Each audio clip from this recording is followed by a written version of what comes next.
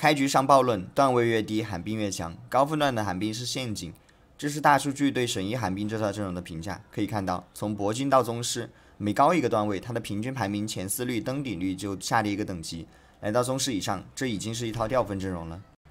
从单对局环境来分析寒冰是怎么火起来的，首先是版本更新之后凯隐火了。凯隐有好打先前版本的常规阵容，比如莲华、纳尔、卡莎，这时候已经1把6加凯隐了。后来大家发现有一张卡好打凯隐，那就是寒冰。寒冰的前排凯隐要转半天，单点持续爆发对凯隐来说又是致命打击，所以寒冰踩着凯隐的头上位了。但是寒冰阵容在我看来强度是不够的，它只是蹭了凯隐的热度，还有体系内冰女的强度。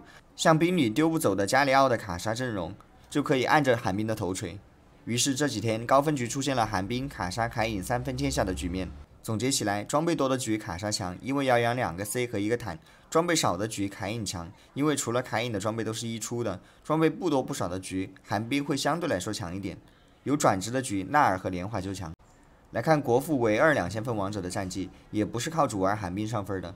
其他高分主播但凡沾上寒冰的，上分都不会太顺利。你要是感兴趣，可以留意一下。这是 B 站 UP 主云顶王者课堂的 14.8B 版本国服前20王者战绩统计数据。艾希相关的阵容表现平庸，符合大数据的观点。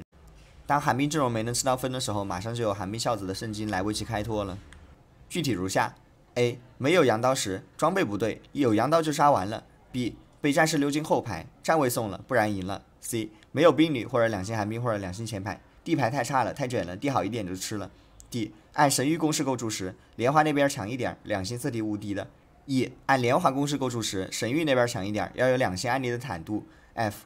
拼尊者或者拼质量构筑时，违背公式的下场。G. 什么都有了，大成质量，海克斯差点意思。H. 海克斯也对，对手太强了，外面全是3星4费，太怪物了。